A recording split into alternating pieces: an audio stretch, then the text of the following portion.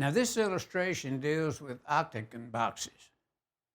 In accordance with 314.16a, the table, and 314.27a is an apple II. And you notice at the very top of the illustration, we have a branch circuit coming in.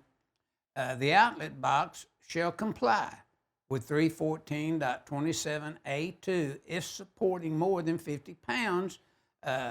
In other words, the box has to be listed for the amount of pounds that it will support in relationship to like a chandelier that you see.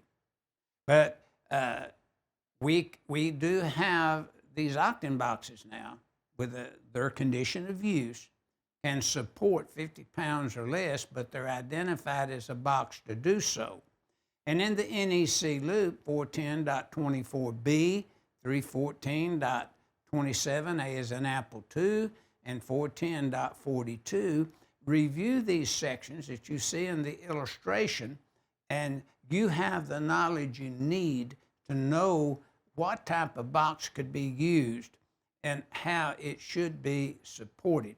You know, we had an electrician.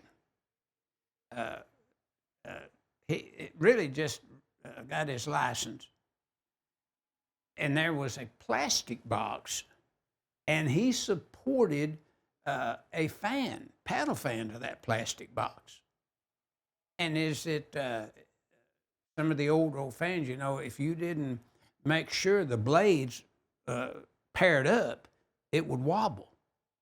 And that's what happened here. Another violation, see.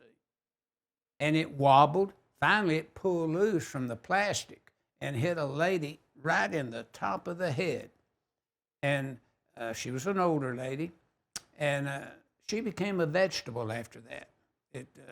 She lived, but the thing I'm trying to point out is the electrician should have known how to review these sections and would have known a paddle fan or a chandelier has to have a certain type of box to serve as a support, or they have to provide additional support that will support that fan. And that's what this figure 12-8A is illustrating.